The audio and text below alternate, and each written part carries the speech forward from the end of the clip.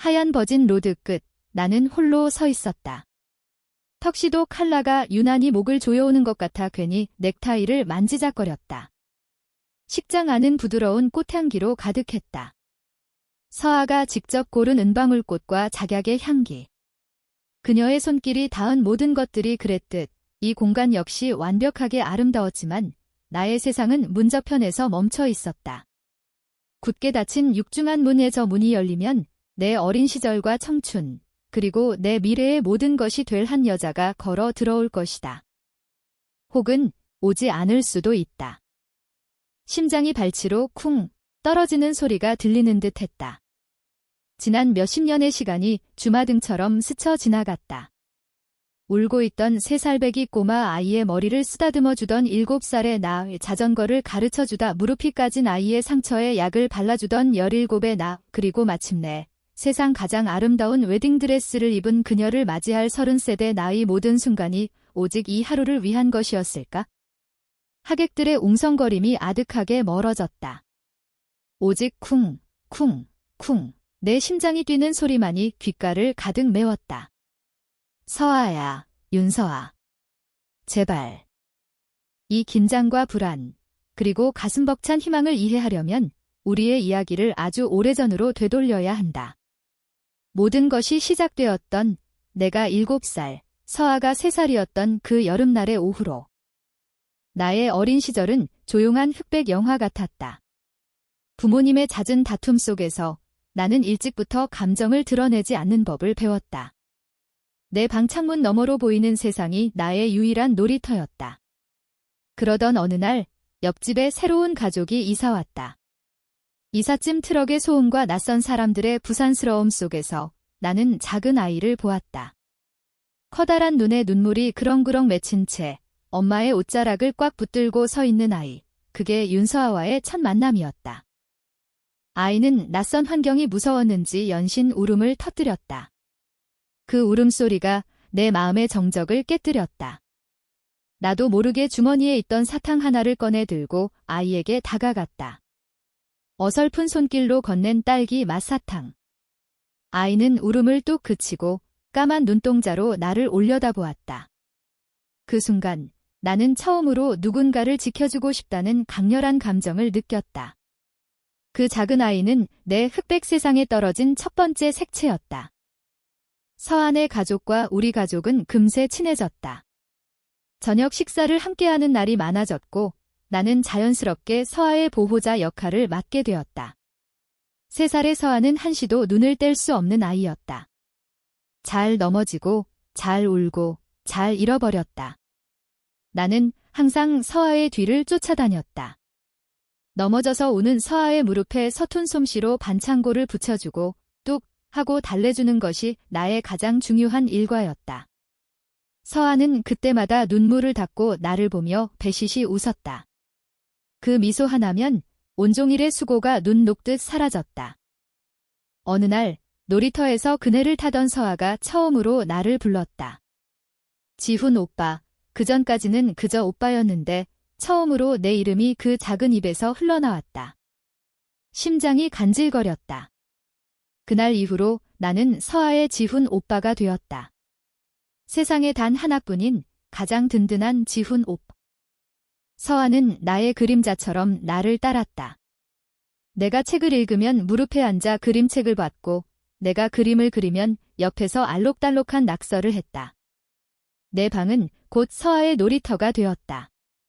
서아의 장난감, 서아의 동화책, 서아의 작은 발소리가 내 일상에 스며들었다. 부모님의 냉랭한 분위기로 차갑게 식어있던 우리 집은 서아의 웃음소리로 온기를 되찾았다. 서아는 나에게 동생 그 이상의 존재였다. 그녀는 나의 작은 태양이었고 나의 세상의 중심이었다. 시간은 빠르게 흘러 서아는 유치원에 그리고 초등학교에 입학했다. 나는 매일 아침 서아의 손을 잡고 학교에 데려다 주었다. 서아보다 4살이나 많았던 나는 학교에서 서아를 괴롭히는 아이가 없는지 살피는 것이 중요한 임무였다. 키가 작고 유난히 하얀 서아는 짓궂은 남자아이들의 표적이 되기 쉬웠다. 한 번은 어떤 남자아이가 서아의 머리끈을 빼서 달아나는 것을 보았다. 서아가 울음을 터뜨리기 직전 나는 바람처럼 달려가 그 아이를 막아섰다. 내 동생 거야. 돌려줘. 나보다 머리 하나는 더 큰 아이였지만 나는 조금도 무섭지 않았다. 내 뒤에서 울먹이는 서아를 지켜야 한다는 생각뿐이었다. 그 아이는 내 기세에 눌렸는지 머리끈을 던져주고 도망쳤다. 나는 떨어진 머리끈을 주워 흙을 털어낸 뒤 서아의 머리를 다시 묶어주었다. 서툴게 묶어 삐뚤빼뚤했지만 서아는 눈물을 그치고 환하게 웃었다. 오빠가 최고야. 그 한마디에 나는 세상을 다 가진 기분이었다. 나는 서아의 슈퍼맨이었고 그 사실이 자랑스러웠다. 나의 학창시절 기억은 온통 서아로 가득 차 있다. 내가 중학생이 되었을 때 서아는 초등학생이었다. 나는 학교가 끝나면 서아의 교실 앞으로 가서 아이를 기다렸다. 친구들은 그런 나를 보고 동생 바보라고 놀려댔지만 나는 전혀 개의치 않았다. 서아가 친구들과 제잘거리며 교문을 나서는 모습을 보는 것이 하루의 가장 큰 즐거움이었다. 아이스크림 하나를 사서 나눠 먹으며 집으로 걸어오던 길, 노을이 붉게 물든 하늘, 서아의 끊이지 않는 이야기 소리. 그 모든 것이 평범하지만 소중한 나의 행복이었다. 하지만 행복 속에서도 불안의 씨앗은 자라고 있었다. 서아가 점점 더 예쁘게 자랄수록 내 마음속에는 이름 모를 감정들이 피어났다. 그저 동생을 아끼는 마음이라고 하기에는 너무나 깊고 때로는 아팠다. 서아가 다른 남자아이와 웃으며 이야기하는 모습을 볼 때면 괜히 심술이 났고 다른 사람이 서아를 칭찬할 때면 나만 아는 보물을 빼앗기는 기분이 들었다. 나는 이 감정의 정체를 애써 외면했다. 서아는 내 동생이니까. 내가 지켜줘야 할 아이니까. 그 이상을 바라는 것은 잘못된 것이라고 스스로를 다그쳤다. 내가 고등학생이 되었을 때 부모님은 결국 이혼했다. 예상했던 일이었지만 집이 완전히 쪼개지는 경험은 생각보다 큰 상처를 남겼다. 아버지는 집을 나갔고 어머니는 일에만 몰두했다. 텅 빈 집, 식어버린 저녁 식탁 앞에서 나는 자주 서아네 집으로 향했다. 서아의 어머니는 언제나 우리 아들 왔냐며 나를 반겨주셨다. 따뜻한 집밥과 가족들의 웃음소리가 있는 그곳은 나의 유일한 피난처였다. 특히 서아는 내 슬픔을 본능적으로 알아차렸다. 말없이 내 옆에 앉아 어깨에 머리를 기대거나 자기가 가장 아끼는 과자를 내 손에 쥐어주곤 했다. 오빠, 힘내. 그 작은 위로가 얼마나 큰 힘이 되었는지 모른다. 서아의 존재 자체가 나에게는 구원이었다. 이 아이를 위해서라면 무엇이든 할 수 있었다. 이 아이의 미소를 지킬 수만 있다면 내 삶은 충분히 의미 있었다. 나는 서아의 모든 처음을 함께했다. 처음 자전거를 배울 때 뒤에서 잡아준 사람도 나였고 처음으로 떡볶이의 매운맛을 보고 눈물을 찔끔 흘릴 때 물을 떠다준 사람도 나였다. 서아가 중학교에 입학하고 처음 교복을 입었을 때 나는 쑥쑥 자란 아이의 모습에 대견하면서도 어딘가 서운한 마음이 들었다. 아이는 더 이상 내 품에 쏙 들어오는 작은 꼬마가 아니었다. 소녀가 되어가고 있었다. 서아는 사춘기를 겪으며 조금씩 변해갔다. 비밀이 많아졌고 친구들과 보내는 시간이 늘어났다. 방문을 닫는 일이 잦아졌고 가끔은 내 관심이 귀찮다는 듯한 표정을 짓기도 했다. 서운했지만 나는 묵묵히 기다렸다. 아이가 자신만의 세상을 만들어가는 자연스러운 과정이라고 생각했다. 하지만 그 세상의 중심에 내가 없다는 사실이 때로는 견디기 힘들었다. 나는 건축학과에 진학했다. 밤새 설계도면과 씨름하는 고된 생활 속에서도 내 머릿속 한구석에는 항상 서아가 있었다. 서아가 좋아하는 공간은 어떤 곳일까? 햇살이 잘 들고 창밖으로 예쁜 정원이 보이는 집, 언젠가 내가 직접 설계한 집에서 서아가 행복하게 웃는 모습을 상상하곤 했다. 그것은 나의 가장 큰 꿈이 되었다. 내가 대학 생활에 적응해갈 무렵 서아는 고등학생이 되었다. 아이는 몰라보게 성숙해졌다. 교복 치마는 짧아졌고 옅은 화장을 하기 시작했다. 수많은 남학생들이 서아에게 관심을 보였다.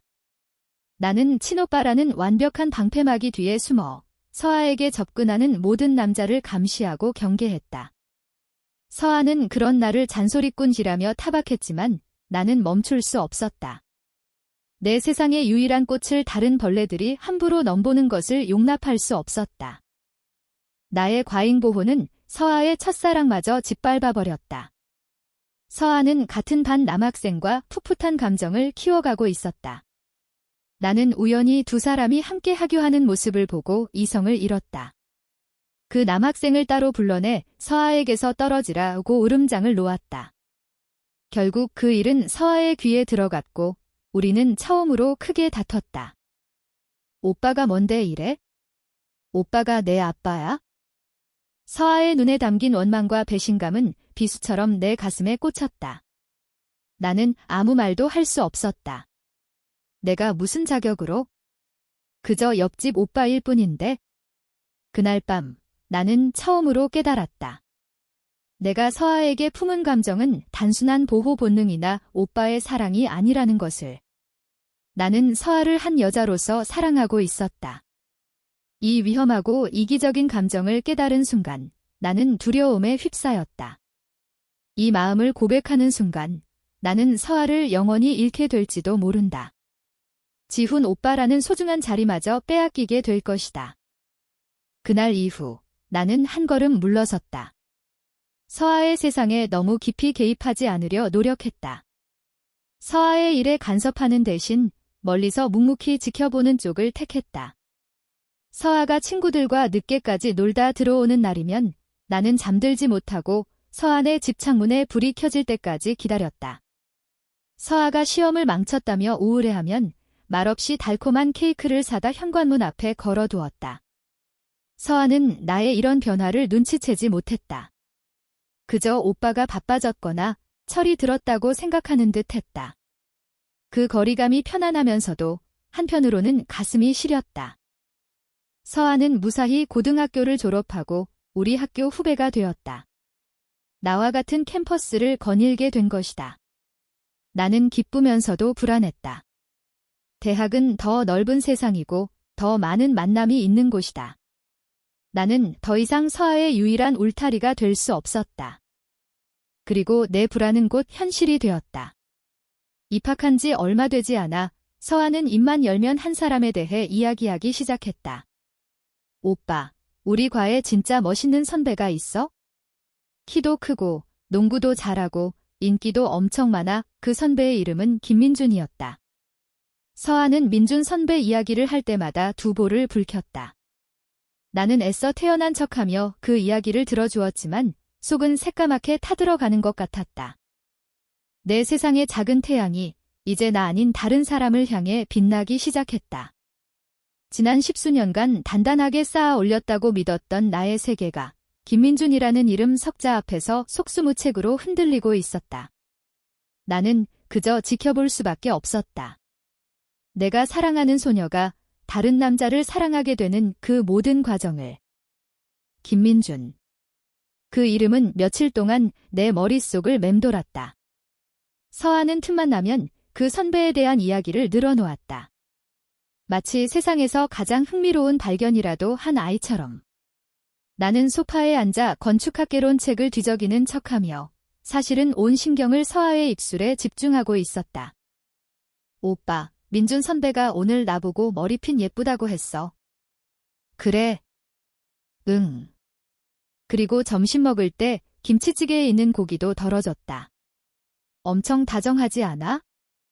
김치찌개 고기는 나도 맨날 덜어주는데. 나도 모르게 튀어나온 말에 서아가 나를 흘끗 쳐다봤다.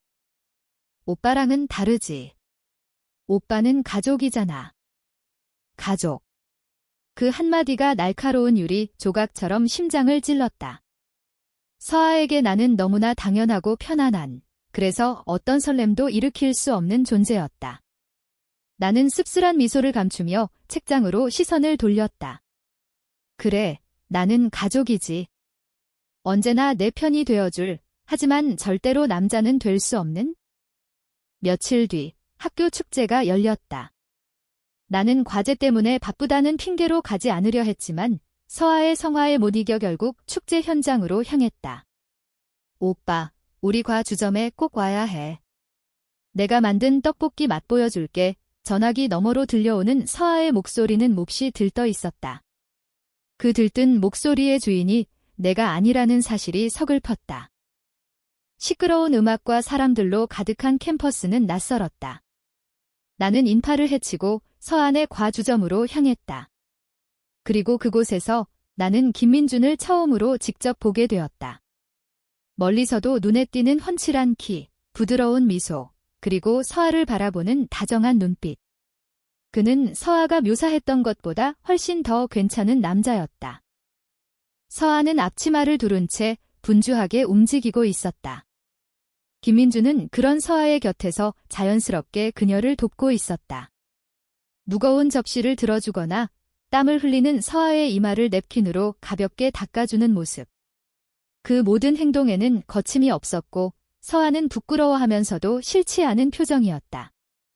둘은 누가 봐도 잘 어울리는 한 쌍이었다.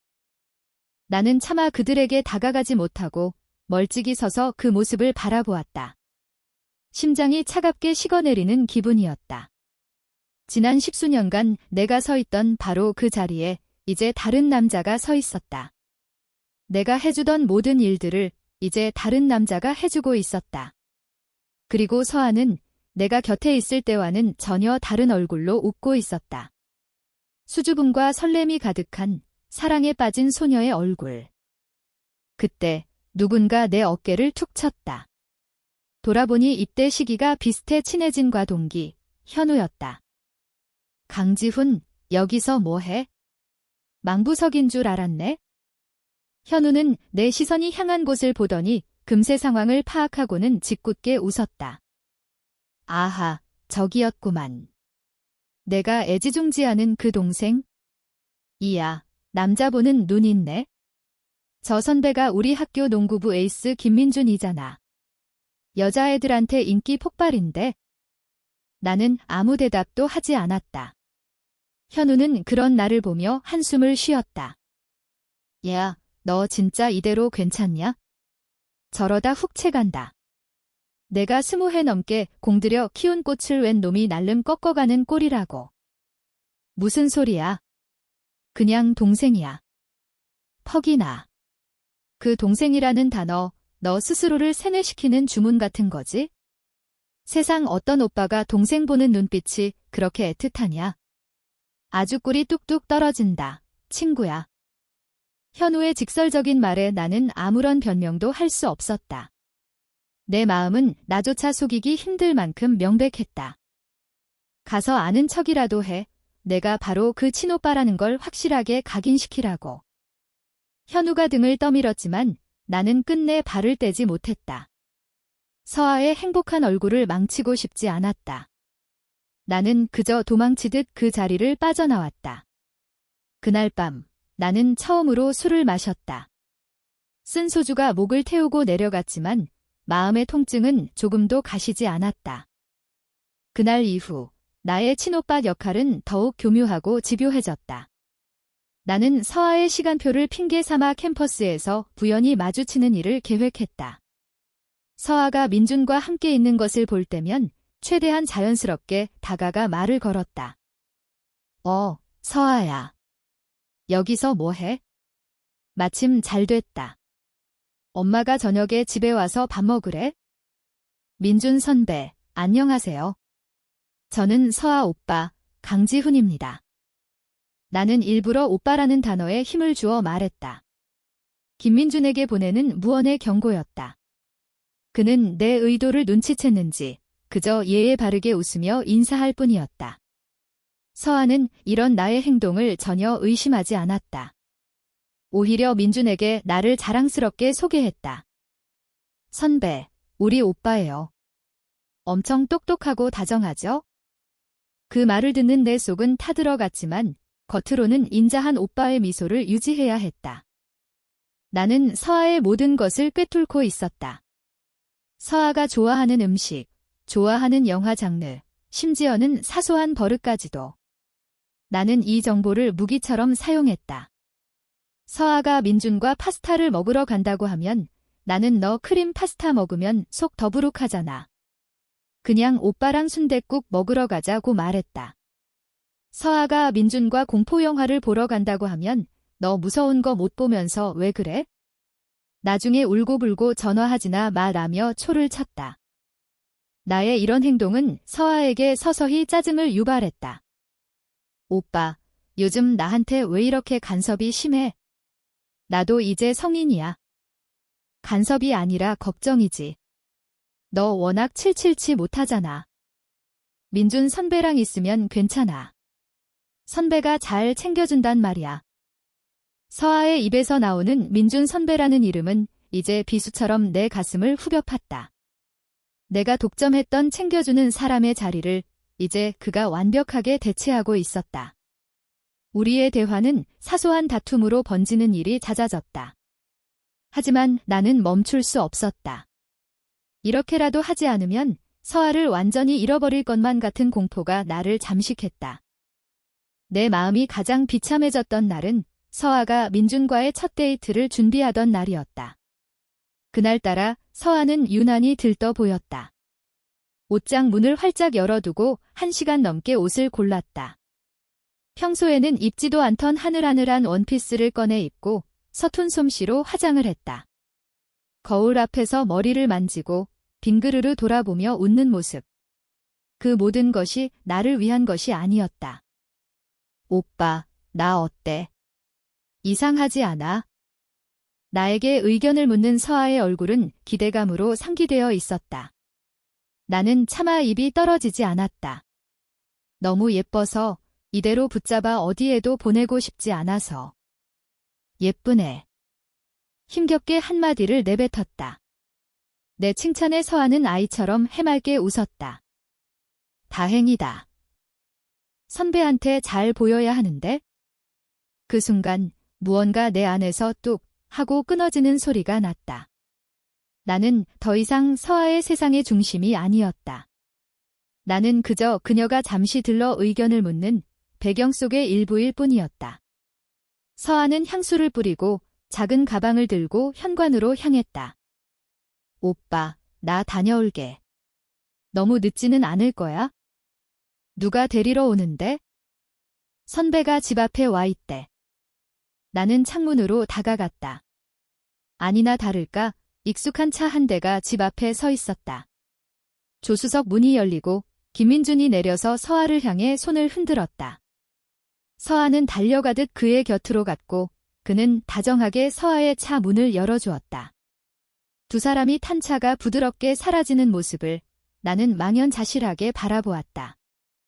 텅 빈 거실, 서아가 남기고 간 달콤한 향수 냄새만이 공허하게 맴돌았다. 나는 소파에 주저앉았다. 심장이 쿵쿵 하고 아프게 울렸다. 이것이 상실감이라는 것일까? 내 손으로 소중하게 키워온 새가 더 넓은 하늘을 찾아 내 곁을 떠나버린 기분이었다. 나는 지금까지 내가 너무 안일했다는 것을 깨달았다. 서아는 언제까지나 내 곁에 있을 것이라고, 내 울타리 안에서 안전할 것이라고 믿었다. 하지만 서아는 성장했고 자신만의 세상을 향해 나아가고 있었다. 내가 만든 울타리는 이제 그녀에게 답답한 감옥일 뿐이었다. 이대로 가다가는 나는 정말로 서아를 잃게 될 것이다. 친오빠라는 이름 아래 그녀의 행복을 멀리서 지켜보며 홀로 삭혀야 하는 가장 비참한 조연으로 남게 될 것이다. 그것만은 싫었다. 절대로. 나는 자리에서 일어났다. 어둠이 내린 방 안, 내 눈은 결심으로 이글거렸다. 더 이상 물러서지 않을 것이다. 더 이상 착한 오빠에 가면 뒤에 숨지 않을 것이다. 내가 서아를 얼마나 사랑하는지, 내 세상이 온통 그녀 하나로 이루어져 있다는 것을 어떻게든 보여줘야만 했다. 설령 그 끝이 우리의 관계를 파멸로 이끈다 할지라도 이대로 모든 것을 포기할 수는 없었다. 수십 년간 이어진 나의 길고 긴 짝사랑은 이제 막 전쟁의 서막을 올리고 있었다. 상대는 강하고 나는 비겁했다. 승산이 없는 싸움일지도 모른다. 하지만 나는 내 모든 것을 걸어야 했다. 내 유일한 태양, 나의 윤서아를 되찾기 위해서. 조용했던 나의 세상에 드디어 폭풍이 몰아치기 시작했다. 나의 결심은 행동으로 이어졌다. 더 이상 뒤에서 지켜보는 소극적인 관찰자가 되기를 그만두기로 했다. 나는 서아의 세상에, 그리고 김민준의 세상에 나의 존재를 적극적으로 드러내기 시작했다. 마치 내 영역을 침범당한 동물이 으르렁거리며 경계하듯 나의 모든 행동에는 날이 서 있었다. 첫 번째 목표는 서아와 민준이 함께 있는 시간을 방해하는 것이었다. 나는 서아가 민준과 약속이 있는 날이면 어김없이 그 자리에 나타났다. 도서관에서 함께 공부하고 있으면 서아야, 전공책 빌리러 왔는데 너희 과 도서관은 어디야? 라며 자연스럽게 둘 사이에 끼어들었다. 카페에서 이야기를 나누고 있으면 지나가다 우연히 봤네. 같이 앉아도 되지? 라며 뻔뻔하게 합석했다. 김민주는 매번 당황한 기색을 숨기지 못했지만 서아의 친오빠인 나를 대놓고 거부하지는 못했다. 그는 예의 바른 미소를 지으며 나를 대했지만 그 미소 뒤에는 불편함과 경계심이 서려 있었다. 나는 그의 그런 표정을 보는 것에서 뒤틀린 만족감을 느꼈다. 서아는 처음에는 오빠, 어떻게 맨날 이렇게 우연히 마주쳐? 라며 신기해했지만 몇 번 반복되자 나의 의도를 어렴풋이 눈치채기 시작했다. 오빠, 솔직히 말해봐. 일부러 나 따라다니는 거지? 어느 날 저녁, 집으로 돌아오는 길에 서아가 툭 쏘아붙였다. 무슨 소리야? 캠퍼스가 그렇게 넓은 것도 아닌데 마주칠 수도 있지? 나는 시치미를 뗐지만 서아는 속지 않았다. 거짓말. 오빠 요즘 이상해. 내가 민준 선배랑 있기만 하면 귀신같이 나타나잖아. 혹시 민준 선배가 마음에 안 들어? 나는 순간 할 말을 잃었다. 마음에 안 드는 정도가 아니었다. 그의 존재 자체가 내 세상의 기반을 흔들고 있었다. 하지만 그렇게 말할 수는 없었다. 그런 거 아니야? 그냥 내가 걱정돼서 그런다. 너 남자 보는 눈 없잖아. 민준 선배는 좋은 사람이야.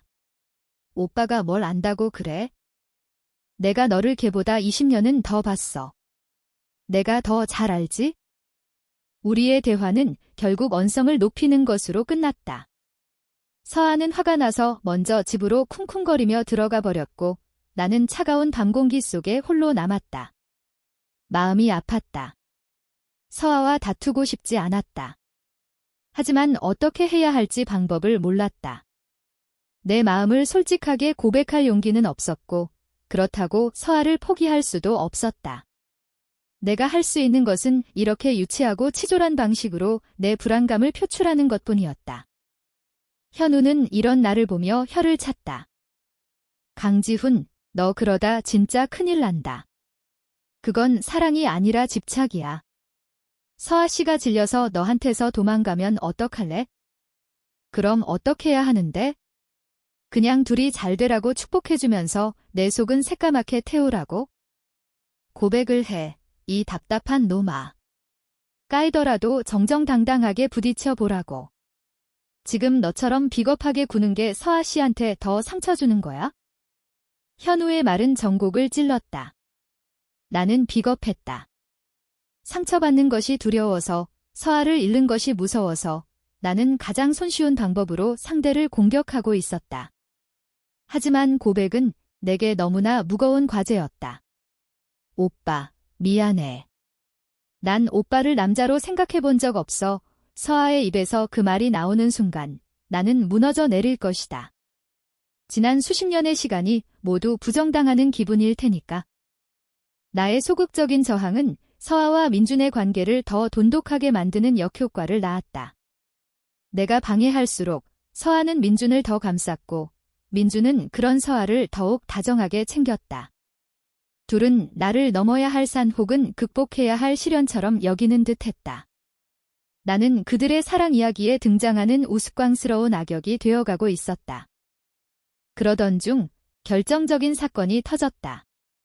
서안의 과에서 MT를 가게 된 것이다. 나는 당연히 불안감에 휩싸였다. 1박 2일 동안 수많은 남학생들과 술을 마시고 게임을 하며 밤을 보낼 서아를 생각하니 눈앞이 캄캄했다. 김민준도 당연히 갈 터였다. MT 꼭 가야 해? 안 가면 안 돼? 당연히 가야지. 신입생인데 어떻게 빠져? 오빠도 MT 가봤잖아. 위험하잖아.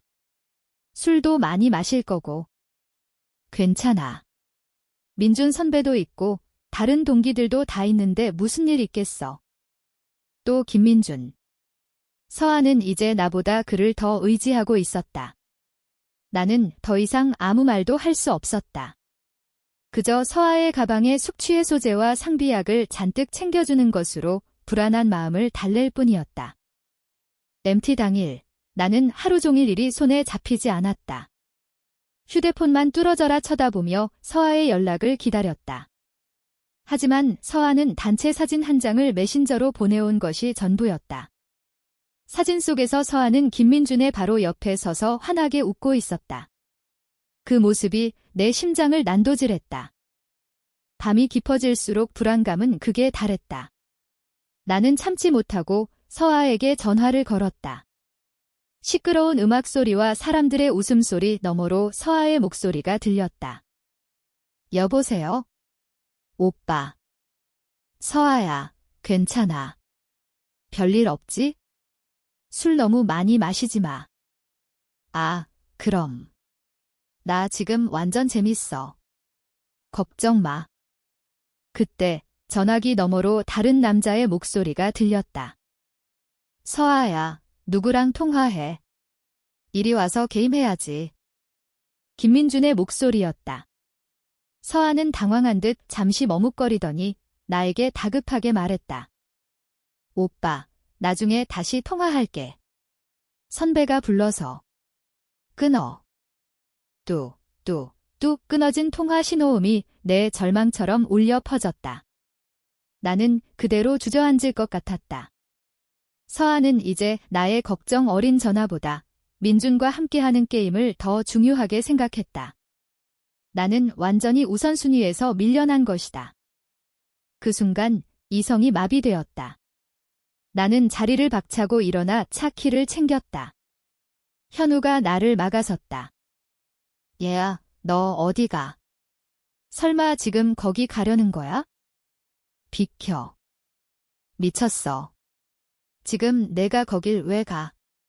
가면 뭘 어쩔 건데? 서아 씨 친구들 앞에서 망신이라도 시킬 셈이야? 상관없어. 내 눈으로 직접 봐야겠어? 나는 현우를 뿌리치고 집을 나섰다. MT 장소인 대성리까지는 차로 1시간이 넘게 걸리는 거리였다. 밤에 고속도로를 질주하는 내내 머릿속에는 온갖 끔찍한 상상들이 떠올랐다. 술에 취한 서아, 그리고 서아의 곁을 맴도는 김민준.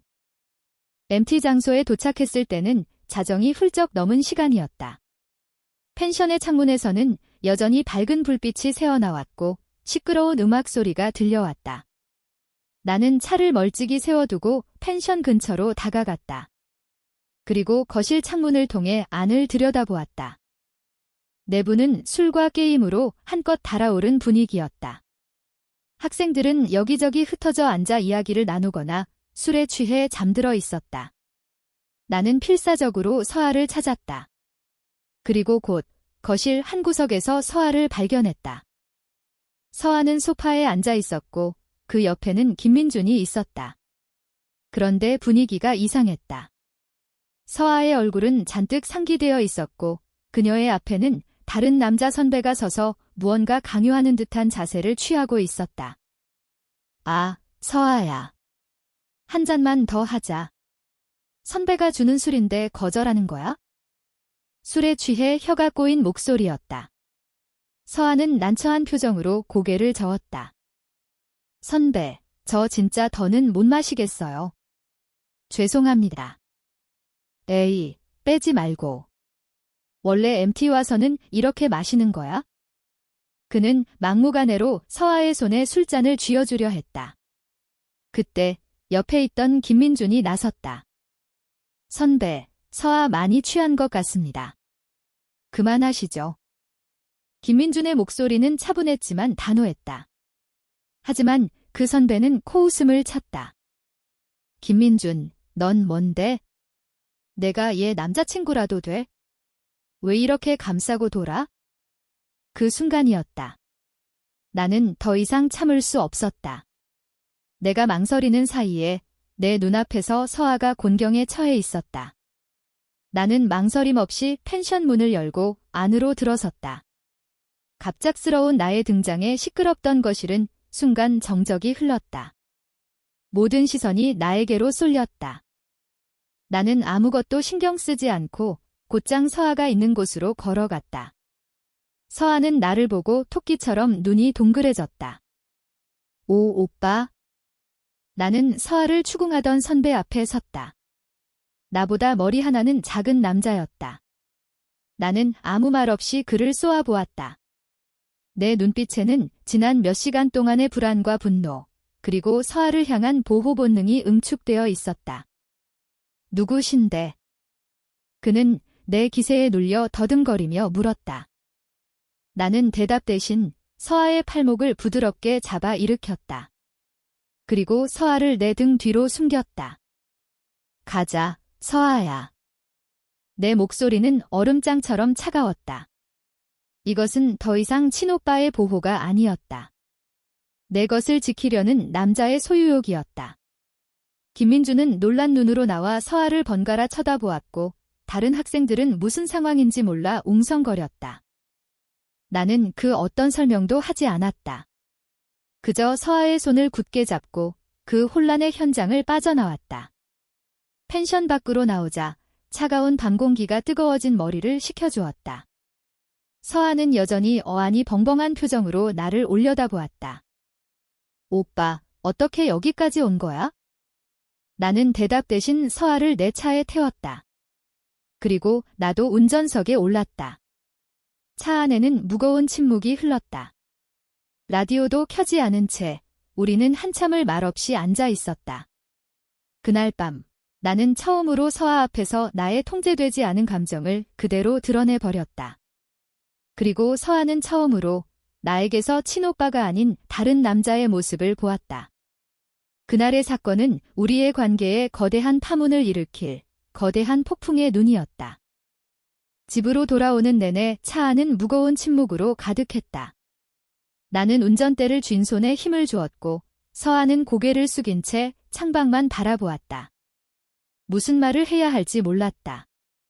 늦은 밤에 MT 장소까지 쳐들어간 내 행동을 어떻게 설명해야 할까? 그저 걱정이 되어서 그랬다는 말로는 부족했다. 그건 단순한 걱정이 아니었으니까. 그건 질투였고, 독점욕이었고, 그리고 사랑이었다. 집 앞에 도착해서도 우리는 차에서 내리지 못했다. 내가 먼저 침묵을 깼다. 괜찮아. 많이 놀랐지? 내 목소리는 스스로 듣기에도 낯설게 잠겨 있었다. 응. 서아는 작은 목소리로 대답했다. 그리고 잠시 망설이더니 나를 돌아보았다. 어둠 속에서도 그녀의 눈동자가 흔들리는 것이 보였다. 오빠, 화났어. 나는 숨기지 않고 대답했다. 그 선배한테도 화가 났고, 그런 상황을 만든 너한테도 화가 났고, 그리고 아무것도 하지 못하고 지켜보기만 한 나 자신한테도 화가 나. 내 말에 서아는 입술을 깨물었다. 미안해. 걱정시켜서. 미안해할 거 없어. 그냥 다음부터는 거절하기 힘든 술자리는 피해. 억지로 마실 필요 없어. 이건 오빠로서 해줄 수 있는 최선의 조언이었다. 하지만 내 마음속에서는 다른 말이 소용돌이치고 있었다. 내 곁에만 있어? 내가 다 막아줄게. 위험한 곳에 가지 마. 그날 밤 이후 우리 사이에는 미묘한 기류가 흘렀다. 서아는 나를 대하는 것이 조금 어색해 보였다. 이전처럼 마냥 편안하게 대하지 못하고 내 눈치를 살피는 일이 잦아졌다. 그날 밤 내 등 뒤에 숨어 나를 올려다보던 그 눈빛.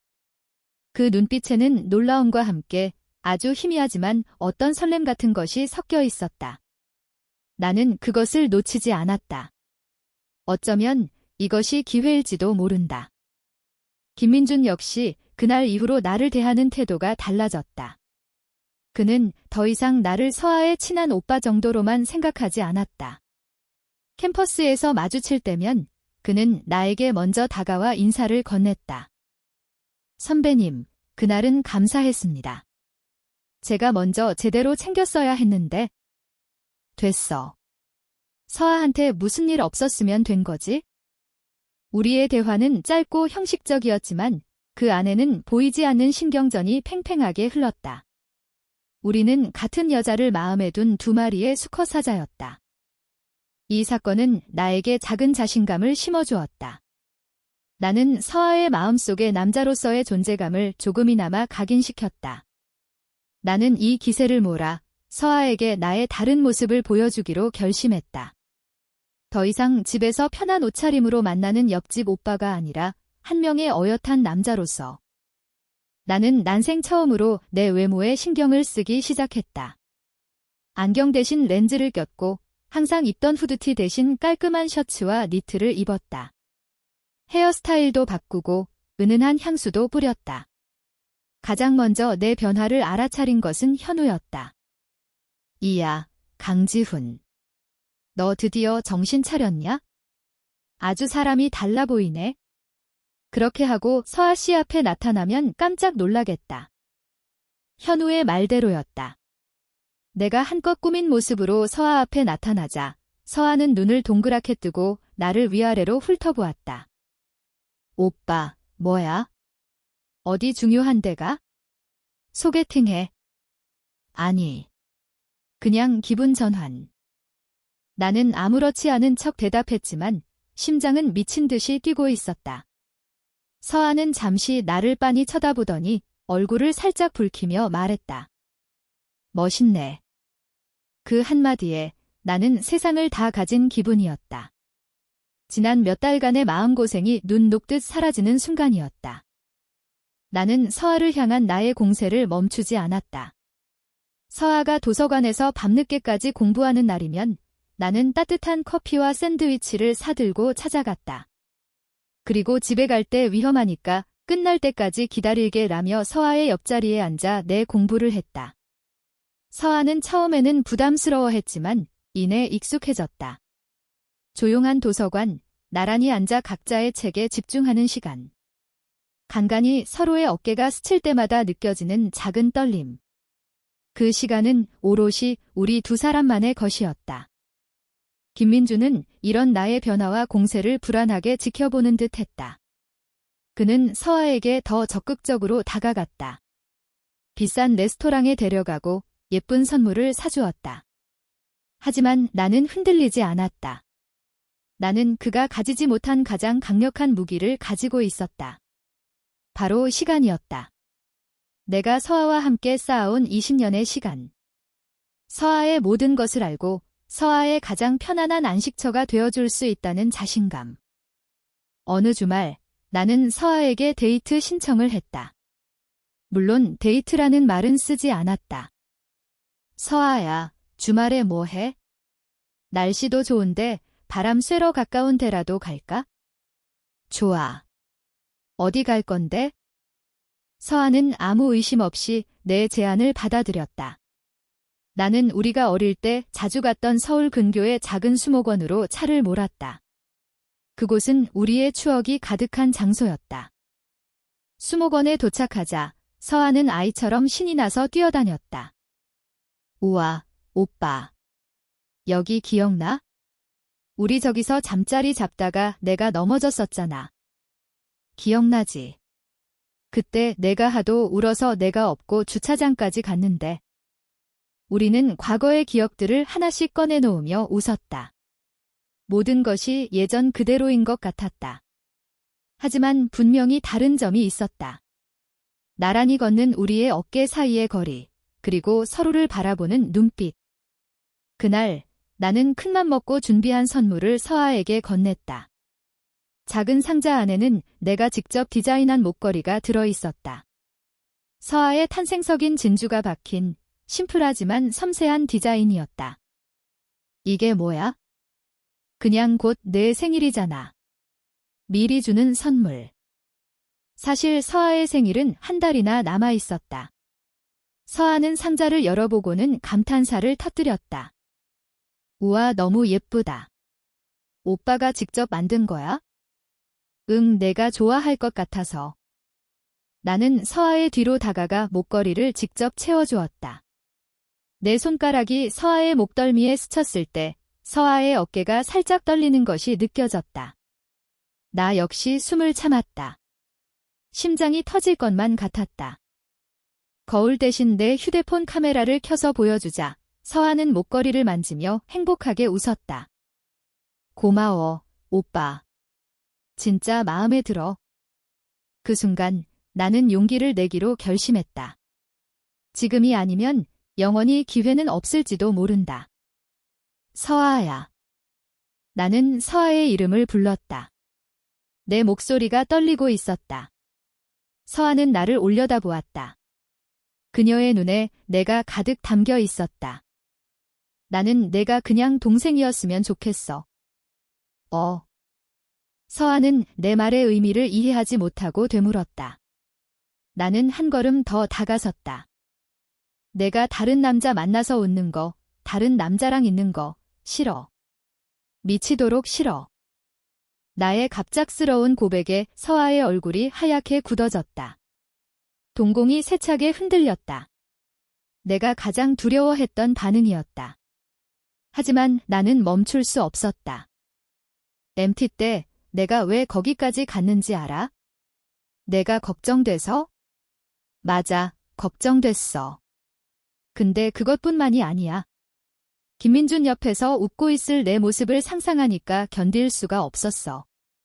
너를 뺏길 것 같아서 미칠 것 같았다고. 알아. 내가 이기적인 거 수십 년 동안 내 옆에서 오빠 노릇만 하다가 이제 와서 이러는 거 비겁한 거 알아. 근데 더는 못 참겠어.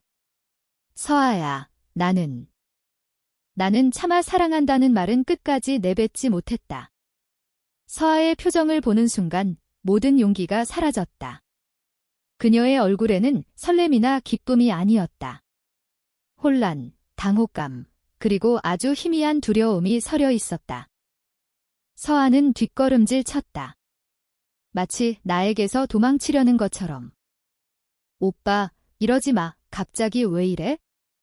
갑자기가 아니야. 아주 오래전부터였어. 나한테 너는 그냥 동생인 적 단 한순간도 없었어. 아니야. 오빠는 나한테 세상에서 제일 좋은 오빠고 가족이야. 근데 어떻게 이래? 오빠는 지금 우리 관계를 전부 망치고 있는 거야. 서아의 외침이 비수처럼 내 심장에 박혔다. 가족. 또 그놈의 가족. 내가 넘을 수 없는 벽, 내가 깨뜨릴 수 없는 굴레. 서아는 울먹이고 있었다. 그녀는 나를 이해하지 못했다. 아니, 이해하고 싶지 않아 했다. 내가 주는 사랑의 무게를 감당할 자신이 없었던 것이다. 제발 그만해, 오빠. 내가 알던 오빠로 돌아와 줘, 응? 서아의 애원은 나에게 사형선고나 다름없었다. 내가 사랑하는 여자가 나에게 사랑을 멈춰달라고 빌고 있었다. 세상이 무너져 내리는 기분이었다. 하늘은 여전히 푸르고 나무들은 아름다웠지만 내 세상은 한순간에 잿빛으로 변해버렸다. 모든 것이 끝났다. 나의 성급한 고백은 결국 최악의 결과를 가져왔다. 나는 서아에게 다가서기는커녕 그녀를 더 멀리 밀어내버렸다. 우리의 수십 년 관계는 돌이킬 수 없는 균열이 생겨버렸다. 서아의 눈에 비친 나는 더 이상 든든한 지훈 오빠가 아니었다. 그저 자신을 불편하게 만드는 부담스러운 남자일 뿐이었다. 나는 그 자리에 못 박힌 듯 서서 울면서 나에게서 멀어져가는 서아의 뒷모습을 바라볼 수밖에 없었다. 내가 직접 디자인한 목걸이가 그녀의 목에서 위태롭게 흔들리고 있었다. 어쩌면 저 목걸이처럼 우리의 관계도 곧 끊어지게 될 운명이었을까? 희망으로 가득 찼던 하루가 절망의 나락으로 떨어지는 것은 한순간이었다. 그날 이후 우리 사이에는 얼음장 같은 벽이 세워졌다. 서아는 나를 의식적으로 피했다. 같은 집에 살면서도 우리는 거의 마주치지 않았다. 내가 거실에 있으면 서아는 방에서 나오지 않았고, 내가 집에 늦게 들어오는 날이면 서아는 이미 잠든 후였다. 식탁에서조차 우리의 대화는 끊겼다. 어색한 침묵 속에서 숟가락과 그릇이 부딪히는 소리만이 공허하게 울렸다. 서아의 부모님과 나의 어머니는 우리의 냉랭한 분위기를 눈치채고 걱정스럽게 물어왔다. 지훈아, 혹시 서아랑 싸웠니? 요즘 둘이 왜 이렇게 서먹해? 나는 그적 아니에요. 그냥 제가 과제 때문에 너무 바빠서요 라고 둘러댈 뿐이었다. 진실을 말할 수는 없었다. 내가 사랑하는 동생에게 고백했다가 처참하게 거절당했다는 사실을 어떻게 어른들께 말씀드릴 수 있겠는가. 서아는 보란듯이 김민준과 더 많은 시간을 보냈다. 학교에서든 주말에든 그녀의 곁에는 항상 김민준이 있었다. 그것은 나에 대한 무언의 시위처럼 보였다. 오빠가 아니라 이 사람이 내가 선택한 남자야. 나는 그들의 다정한 모습을 멀리서 지켜보며 홀로 상처를 삼켜야 했다. 내가 선물했던 진주 목걸이는 더 이상 서아의 목에 걸려 있지 않았다. 아마 서랍 어딘가에 처박혀 있거나 버려졌을지도 모른다. 내 세상은 무너져 내렸다. 서아의 웃음소리가 사라진 집은 다시 예전의 차가운 공간으로 돌아갔다. 나는 밤늦게까지 도서관이나 설계실에 머물며 일부러 집에 늦게 들어갔다. 서아와 마주칠 용기가 없었다. 그녀의 눈에 비친 실망과 부담감을 보는 것이 두려웠다. 현우는 망가져가는 나를 보다 못해 술자리에 불러냈다. 꼴 좀 봐라, 강지훈. 아주 상거지가 따로 없네. 나는 말없이 술만 들이켰다. 내가 말했지? 고백은 신중해야 한다고. 너는 너무 성급했어. 그럼 어떻게 써야 했는데? 평생 친한 오빠로 남아서 서아가 다른 남자랑 결혼하고 애 낳는 것까지 축복해줘야 했어? 내 목소리는 분노와 자조로 떨렸다. 차라리 그렇게 할 걸 그랬어. 그랬으면 적어도 이렇게 얼굴도 못 보는 사이는 되지 않았을 텐데. 내가 다 망쳤어. 전부 다. 후회가 파도처럼 밀려왔다. 시간을 되돌릴 수만 있다면 그날 수목원에서 내 입을 막아버리고 싶었다. 며칠 뒤 나는 김민준과 단둘이 마주치게 되었다. 그는 나를 기다린 듯 건축과 건물 앞에서 서성이고 있었다. 선배님, 잠시 이야기 좀 할 수 있을까요? 우리는 캠퍼스 벤치에 나란히 앉았다. 먼저 말을 꺼낸 것은 민준이었다. 서아한테 다 들었습니다. 나는 고개를 들고 그를 바라보았다. 그의 표정은 복잡 미묘했다. 승자의 여유 같은 것은 보이지 않았다. 선배님 마음, 조금은 이해할 것 같습니다. 서아처럼 사랑스러운 애를 오랫동안 곁에서 지켜봤으니 오죽했겠습니까? 그의 말은 위로인 듯 조롱인 듯 아슬아슬한 경계를 넘나들었다. 하지만 선배님, 방식이 틀렸습니다. 선배님의 사랑은 서아에게 너무 무겁고 부담스러운 짐이 되어버렸어요. 내가 뭘 안다고 그렇게 말해? 저는 적어도 서아를 여자로 대합니다. 하지만 선배님은 서아를 아직도 지켜줘야 할 어린아이로만 보고 있어요. 그게 가장 큰 차이입니다. 서아는 이제 보호가 필요한 소녀가 아니라 사랑받고 싶은 여자라고요. 김민준의 말은 칼날처럼 날카롭게 내 폐부를 찔렀다. 나는 반박할 수 없었다. 그는 정확히 보고 있었다. 나는 서아를 사랑하면서도 동시에 나의 울타리 안에 가두려고만 했다. 그녀가 스스로의 날개로 날아오르는 것을 두려워했다. 나의 사랑은 결국 이기심이었던 것이다. 이제 서아는 제가 지키겠습니다. 선배님은 이제 그만 서아를 놓아주세요. 그게 서아를 위한 길입니다. 그는 마지막 말을 남기고 자리에서 일어났다. 나는 텅 빈 벤치에 홀로 남아 곱씹었다. 놓아주라고? 나의 세상 전부인 아이를 어떻게 놓아주란 말인가? 하지만 민준의 말이 맞았다. 내가 곁에 있는 한 서아는 행복할 수 없을 것이다. 나라는 존재 자체가 그녀에게는 족쇄가 되어버렸다. 그날 밤 나는 중대한 결심을 내렸다. 나는 서아의 인생에서 사라져 주어야 한다. 완벽하게. 마침 학교에서 해외 교환학생 프로그램을 공지했다. 나는 망설임 없이 지원서를 냈다. 장소는 어디든 상관없었다. 한국에서 서아에게서 가장 먼 곳이면 충분했다. 한 달 뒤 교환학생 합격 통지서가 나왔다. 나는 1년간 미국으로 떠나게 되었다. 나는 이 사실을 가족들에게 알렸다. 어머니는 대견해하면서도 서운해하셨다. 서아의 부모님도 마찬가지였다. 하지만 모두 나의 미래를 위한 결정이라며 축하해 주었다. 오직 서아만이 그 소식을 듣고 아무 말도 하지 않았다. 그녀의 얼굴에서는 어떤 감정도 읽을 수 없었다. 어쩌면 속으로는 기뻐하고 있을지도 모른다. 마침내 나라는 족쇄에게서 벗어날 수 있게 되었으니까? 출국 날짜가 다가올수록 집안의 공기는 더욱 무거워졌다. 나는 짐을 싸기 시작했다. 지난 수십 년의 기억이 담긴 물건들을 하나씩 상자에 담았다. 서아가 처음으로 나에게 써준 삐뚤빼뚤한 편지, 함께 찍었던 낡은 사진들, 서아가 선물해준 달아빠진 키홀더. 모든 것이 우리의 시간이었고 나의 사랑이었다. 나는 그 모든 것을 상자 깊숙이 넣고 봉인했다. 출국 전날 밤 나는 잠을 이룰 수 없었다. 거실로 나오자 서아 역시 소파에 웅크리고 앉아 있었다. 우리가 제대로 마주보는 것은 고백 사건 이후 처음이었다. 안 자고 뭐 해? 내가 먼저 말을 걸었다. 오빠. 서아는 한참 만에 입을 열었다. 정말 가야 해? 꼭 가야만 하는 거야? 그녀의 목소리가 희미하게 떨리고 있었다. 나는 의외였다. 내가 떠나는 것을 기뻐할 줄 알았는데? 응, 좋은 기회잖아. 많은 걸 배우고 올 수 있을 거야? 나는 애써 아무렇지 않은 척 밝게 대답했다. 1년 금방 가. 그동안 민준이랑 잘 지내고.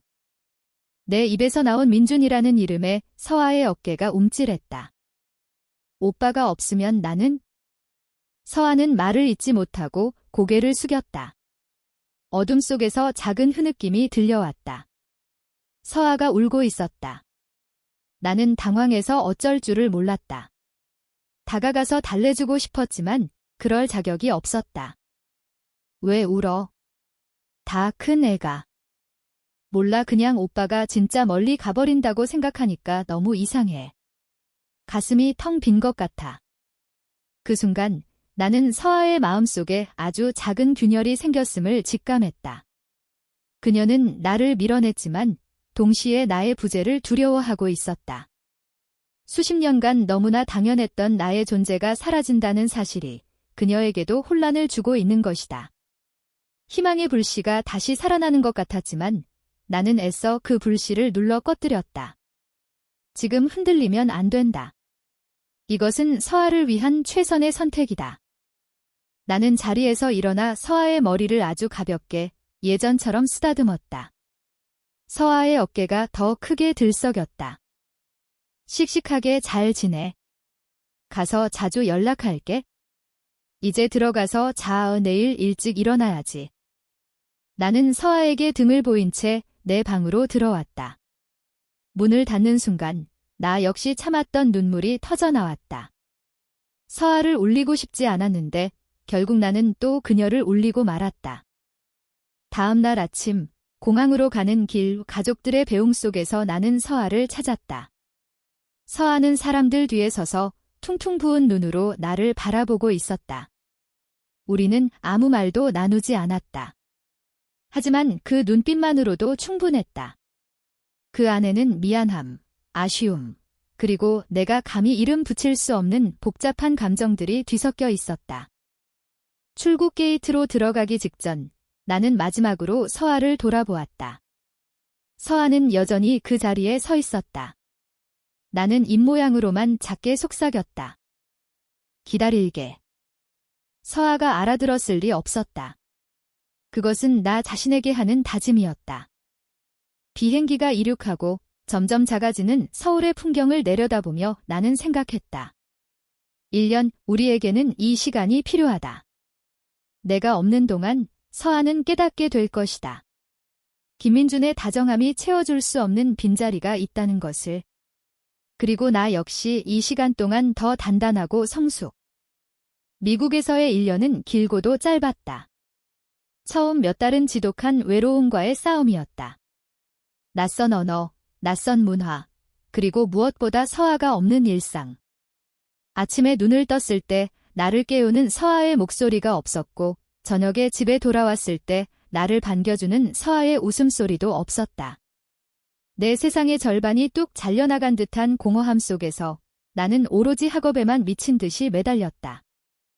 나는 서아에게 먼저 연락하지 않았다. 그녀에게 온전히 나 없는 시간을 주기 위해서였다. 내가 없는 삶에 익숙해질 시간을, 그리고 김민준과의 관계에 집중할 시간을. 그것이 내가 그녀에게 해줄 수 있는 마지막 배려라고 생각했다. 가끔 어머니와의 통화에서 서아의 소식을 전해 듣는 것이 전부였다. 서아는 잘 지내. 민준이라는 그 학생이랑 예쁘게 잘 사귀는 것 같더라. 그 말을 들을 때마다 심장이 쿵 내려앉았지만 나는 애써 태어난 척했다. 시간이 약이라는 말은 반은 맞고 반은 틀렸다. 서아에 대한 그리움은 희미해지지 않았지만 고통의 날카로운 모서리는 조금씩 달아갔다. 나는 서아를 향한 나의 사랑을 객관적으로 바라볼 여유를 갖게 되었다. 민준의 말처럼 나의 사랑은 이기적이었고 집착에 가까웠다. 나는 서아를 한 명의 독립된 인격체로 존중하기보다 나의 소유물처럼 여기고 있었다. 그녀의 행복을 진정으로 원한다면 나는 변해야 했다. 그녀를 올가매는 사람이 아니라 그녀가 언제든 편히 기댈 수 있는 큰 나무 같은 사람이 되어야 했다. 나는 변하기 위해 노력했다. 더 넓은 세상을 보고 다양한 사람들을 만나며 시야를 넓혔다. 건축이라는 나의 꿈에 더욱 열중하며 스스로의 가치를 높였다. 언젠가 서아 앞에 다시 섰을 때 더 멋지고 성숙한 남자가 되어 있고 싶었다. 그녀가 나를 부담스러운 남자가 아닌 함께 미래를 그리고 싶은 남자로 봐주기를 간절히 바랐다. 그렇게 10개월쯤 지났을까? 뜻밖의 연락이 왔다. 서아였다. 밤늦은 시간, 메신저 알림이 울렸다. 자. 짧은 한마디. 나는 심장이 멎는 줄 알았다. 수십 번을 썼다 지웠다 반복하며 답장을 보냈다. 응, 앉아, 웬일이야? 그냥 오빠 생각나서. 서아의 다음 메시지는 한참 뒤에 도착했다. 나 민준 선배랑 헤어졌어. 나는 놀라지 않았다. 어렴풋이 예상하고 있었던 일이었다. 왜? 모르겠어. 선배는 좋은 사람이야. 나한테 정말 잘해줬어. 그런데 이상하게 마음 한구석이 계속 허전했어. 웃고 있어도 진짜로 웃는 게 아닌 것 같고 아무리 채우려고 해도 채워지지 않는 구멍이 있는 기분이었어. 나는 아무 말도 할 수 없었다. 그저 서아의 다음 말을 기다렸다. 선배랑 있을 때마다 자꾸 오빠 생각이 났어. 이럴 때 오빠라면 어떻게 했을까? 오빠라면 내 마음을 알아줬을 텐데 이런 생각들. 내가 얼마나 나쁜 애인지 몰라. 나한테 최선을 다하는 사람 앞에서 다른 남자를 떠올렸으니까? 서아의 메시지에는 그녀의 혼란과 죄책감이 고스란히 담겨 있었다. 오빠가 떠나고 나서야 알았어. 오빠가 내 세상의 공기였다는 걸 너무 당연해서 소중한 줄 몰랐던 거야. 오빠 없는 서울은 너무 텅 비어 보여. 미안해, 오빠. 내가 너무 늦게 깨달았어. 내가 오빠한테 얼마나 큰 상처를 줬는지 정말 미안해. 나는 휴대폰을 쥔 채 한참을 움직일 수 없었다. 눈물이 차올라 화면이 뿌옇게 흐려졌다. 1년간의 기다림과 고통이 한순간에 보상받는 기분이었다. 서아가 드디어 알아준 것이다. 나의 사랑을, 나의 진심을. 울지 마. 나는 겨우 한마디를 보냈다. 이제 곧 돌아가.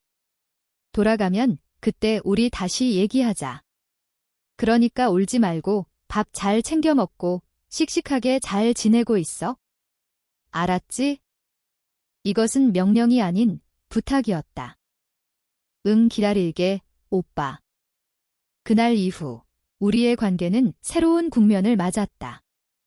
우리는 매일 연락을 주고받았다. 사소한 일상을 공유하고 서로의 하루를 응원해 주었다. 영상 통화를 할 때면 수척해진 서아의 얼굴에 마음이 아팠지만 동시에 나를 향한 그녀의 눈빛에서 이전과는 다른 감정을 읽을 수 있었다.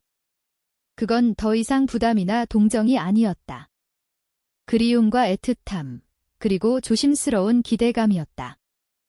마침내 1년의 교환학생 기간이 끝나고 나는 한국으로 돌아왔다.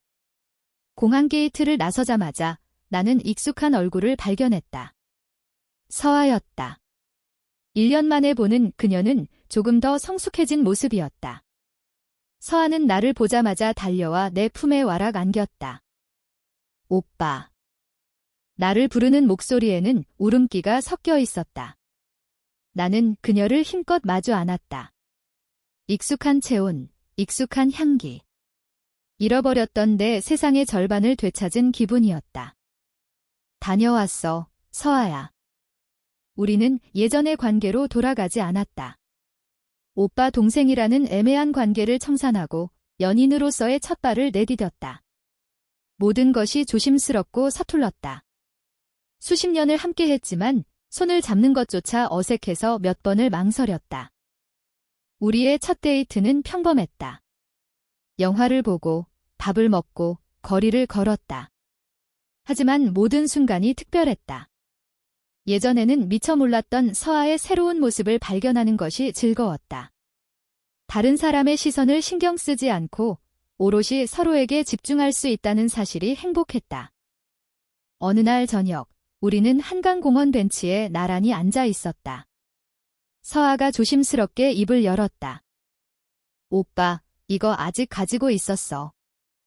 서아는 가방에서 작은 상자를 꺼냈다. 내가 미국으로 떠나기 전 선물했던 진주 목걸이였다. 버린 줄 알았는데? 어떻게 이걸 버려? 오빠가 나 때문에 얼마나 아파했을지 생각하면 매일 밤 이 목걸이를 보면서 후회했어. 이걸 다시 내 목에 걸 자격이 없다고 생각해서 차마 하고 다닐 수가 없었어. 나는 상자에서 목걸이를 꺼내 1년 전 그날처럼 서아의 목에 직접 걸어주었다. 이제 자격 같은 거 따지지 마. 넌 충분히 자격 있어. 목걸이를 채워주고 돌아서는 순간 서아가 내 손을 잡았다. 그리고 나에게 기습적으로 입을 맞췄다. 놀라서 굳어버린 나를 보며 서아는 얼굴이 빨개진 채로 말했다. 내가 너무 늦었지? 이게 우리의 진짜 첫 키스야. 그날 이후 우리의 관계는 급속도로 깊어졌다.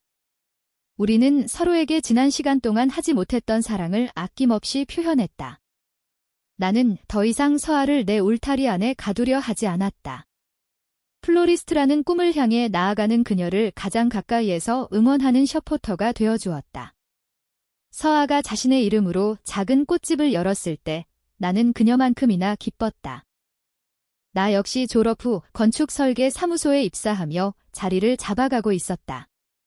우리는 각자의 자리에서 최선을 다하면서 서로의 가장 든든한 버팀목이 되어주었다. 가끔 다투기도 했지만 예전처럼 관계를 망칠까 두려워 감정을 숨기지 않았다. 솔직하게 이야기하고 서로를 이해하려 노력하며 우리는 함께 성장해 나갔다. 시간이 흘러 우리의 연애도 5년째에 접어들었다. 나는 서아에게 청혼하기로 결심했다. 아주 오래전부터 꿈꿔왔던 순간이었다. 나는 우리가 처음 만났던 이제는 낡은 아파트 놀이터를 청혼 장소로 정했다. 나는 그날을 위해 모든 것을 비밀리에 준비했다. 놀이터 주변을 수백 개의 작은 전구와 서아가 가장 좋아하는 꽃들로 장식했다. 그리고 우리의 어릴 적 사진부터 연인이 된 후의 사진까지 지난 시간들을 담은 사진들을 매달아 두었다. 약속 장소에 도착한 서아는 눈앞의 광경에 말을 잇지 못했다. 오빠, 이게 다 뭐야? 나는 떨리는 마음을 감추고 서아의 손을 잡고 사진들 사이를 천천히 걸었다. 우리의 시간이야, 서아야. 내가 7살, 내가 3살이었던 그때부터 지금까지. 내 모든 순간에는 내가 있었어. 나는 마지막 사진 앞에 섰다. 그곳에는 아무것도 걸려있지 않은 빈 액자만이 있었다. 그리고 이 마지막 액자는 우리의 미래를 채워넣고 싶어. 나는 서아 앞에 한쪽 무릎을 꿇었다. 주머니에서 준비한 반지 케이스를 꺼내 열었다. 윤서아. 내 세상의 시작이었고, 과정이었고, 전부였던 사람. 지난 시간 동안 너 때문에 울고 웃었던 모든 순간들이 나에겐 행복이었어. 이제는 너를 매일 웃게 해주는 남편이 되고 싶어. 나랑 결혼해 줄래? 서아의 눈에서 눈물이 쉴 새 없이 흘러내렸다. 그녀는 고개를 세차게 끄덕이며 울먹이는 목소리로 대답했다. 응, 할게. 결혼할게, 오빠. 나는 그녀의 손가락에 반지를 끼워주었다.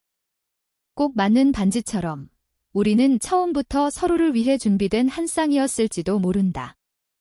나는 자리에서 일어나 그녀를 끌어안고 입을 맞췄다. 놀이터를 밝히는 불빛과 꽃향기 속에서 우리의 길고 길었던 사랑은 마침내 영원한 약속으로 결실을 맺었다. 결혼 준비는 순조롭게 진행되었다. 우리는 모든 것을 함께 결정했다. 신혼집을 구하고 가구를 고르고 청첩장을 디자인했다. 그 과정 하나하나가 행복했다. 때로는 의견이 맞지 않아 티격태격하기도 했지만 그마저도 즐거웠다. 우리는 서로의 취향을 존중하고 맞춰가며 우리 두 사람만의 공간과 미래를 조금씩 완성해 나가고 있었다. 나는 신혼집 인테리어를 직접 맡았다. 서아를 위한 집을 설계하는 것은 나의 오랜 꿈이었다. 나는 서아가 가장 좋아하는 것들로 집을 채웠다. 햇살이 잘 드는 넓은 창, 그녀가 마음껏 꽃을 가꿀 수 있는 작은 베란다 정원, 그리고 우리가 함께 요리할 수 있는 아늑한 주방. 집이 완성되어 갈수록 우리의 미래에 대한 기대감도 커져만 갔다. 웨딩드레스를 고르러 가던 날을 잊을 수 없다. 수많은 드레스 중에서 서아는 순백의 실크 드레스를 골랐다. 커튼이 열리고 딩드레스를 입은 서아가 수줍게 걸어 나왔을 때 나는 숨을 쉴 수가 없었다. 눈앞의 여인이 내가 평생을 사랑해온 그 소녀라는 것이 믿기지 않았다. 흑투성이 무릎에 반창고를 붙여주던 꼬마 아이, 교복을 입고 수줍게 웃던 소녀, 그리고 이제는 세상에서 가장 아름다운 신부가 된 나의 서아. 감정이 벅차올라 눈시울이 뜨거워졌다. 오빠, 나 이상해? 서아의 물음에 나는 고개를 저으며 그녀에게 다가갔다. 아니. 세상에서 제일 예뻐. 눈부셔서 쳐다볼 수가 없을 정도야. 내 말에 서아는 아이처럼 환하게 웃었다. 그 미소는 내가 평생을 지켜주고 싶었던 바로 그 미소였다. 결혼식이 다가올수록 나는 이상하게 불안해졌다. 너무나 오랫동안 꿈꿔왔던 행복이기에 이 모든 것이 한순간에 사라져버릴 신기루는 아닐까 두려웠다. 결혼식 전날 밤, 나는 잠을 이루지 못하고 뒤척였다. 옆에서 잠든 서아의 얼굴을 가만히 내려다보았다. 평온한 얼굴, 고른 숨소리. 이 여자가 내일이면 나의 아내가 된다. 나의 법적인 보호자가 되고 나의 영원한 동반자가 된다. 나는 조심스럽게 서아의 손을 잡았다. 그녀의 손가락에 끼워진 반지가 달빛에 희미하게 빛났다. 이 반지를 끼워주기까지 얼마나 먼 길을 돌아왔던가. 우리의 사랑은 결코 순탄하지 않았다. 수많은 오해와 엇갈림, 그리고 아픈 상처들이 있었다. 하지만 그 모든 시간들이 있었기에 우리는 더욱 단단해질 수 있었다. 서로의 소중함을 절실히 깨달을 수 있었다. 결혼식 당일. 나는 지금 글의 첫 문장에서처럼 하얀 버진 로드 끝에 홀로 서 있다. 하지만 이제 내 마음은 더 이상 불안하지 않다. 문이 열리고 서아가 들어오지 않을지도 모른다는 어리석은 걱정은 사라졌다. 나는 안다. 저 문 너머에서 서아 역시 나만큼이나 떨리는 마음으로 이 순간을 기다리고 있다는 것을. 웅장한 음악과 함께 마침내 식장의 육중한 문이 천천히 열리기 시작했다. 하객들의 모든 시선이 문으로 향했다. 그리고 그곳에 아버지의 손을 잡고 서 있는 나의 신부가 있었다. 순백의 드레스를 입고 은방울꽃 부케를 든 서아. 그녀는 세상의 모든 빛을 한 몸에 받은 듯 눈부시게 아름다웠다. 서아의 눈이 나를 향했다. 수많은 사람들 속에서 그녀의 눈은 오직 나만을 찾고 있었다. 우리의 시선이 허공에서 마주쳤다. 그 순간 세상의 모든 소음이 사라지고 오직 우리 두 사람만이 존재하는 것 같았다. 서아는 나를 향해 희미하게 미소 지었다. 그 미소에 담긴 수만 가지 의미. 나왔어, 오빠. 드디어 우리가 여기까지 왔네? 아버님의 손을 잡고 서아가 천천히 나에게로 걸어왔다. 한 걸음, 한 걸음, 그녀가 내게로 다가올 때마다 우리의 과거가 파노라마처럼 스쳐 지나갔다. 울보 꼬마였던 3살의 서아, 처음으로 자전거를 탔던 7살의 서아, 첫사랑에 가슴 설레던 17의 서아, 그리고 나의 고백에 상처받고 혼란스러워하던 20살의 서아까지. 그 모든 시간의 끝에서 그녀는 마침내 나의 여자가 되기 위해 걸어오고 있었다. 아버님은 서아의 손을 나의 손에 건네주시며 나지막이 말씀하셨다. 우리 딸, 이제 자네에게 맡기네. 평생 행복하게 해주게. 네, 아버님. 걱정하지 마세요. 제 모든 것을 걸고 서아를 행복하게 해주겠습니다. 나는 서아의 손을 굳게 잡았다. 조금 차갑고 미세하게 떨리는 손, 나는 그 손을 따뜻하게 감싸주며 속삭였다. 떨려. 응, 오빠는. 나도. 죽을 만큼. 우리는 서로를 보며 작게 웃었다. 긴장이 조금은 풀리는 기분이었다. 주례 선생님의 주례사는 귀에 잘 들어오지 않았다. 나의 온 신경은 내 옆에 서 있는 서아에게 향해 있었다. 우리는 서로에게 사랑을 맹세했다. 나 강지훈은 신부 윤서아를 아내로 맞이하여 기쁠 때나 슬플 때나 부유할 때나 가난할 때나 건강할 때나 아플 때나 언제나 사랑하고 존중하며 죽음이 우리를 갈라놓을 때까지 남편으로서의 도리를 다할 것을 맹세합니다. 내 차례가 끝나고 서아가 떨리는 목소리로 맹세를 이어갔다. 나 윤서아는 신랑 강지훈을 남편으로 맞이하여. 서아의 목소리가 잠시 메이는가 싶더니 이내 굳은 다짐이 담긴 목소리로 맹세를 마쳤다. 그녀의 눈가에는 투명한 눈물이 맺혀 있었다. 나 역시 마찬가지였다. 반지를 교환하고 우리는 부부가 되었음을 선포받았다. 하객들의 뜨거운 박수 소리가 식장을 가득 메웠다. 이제 마지막 순서, 신랑 신부의 행진만이 남았다. 우리는 하객들을 향해 돌아서서 깊이 인사를 했다. 그리고 버진 로드를 따라 천천히 걸어 나갔다.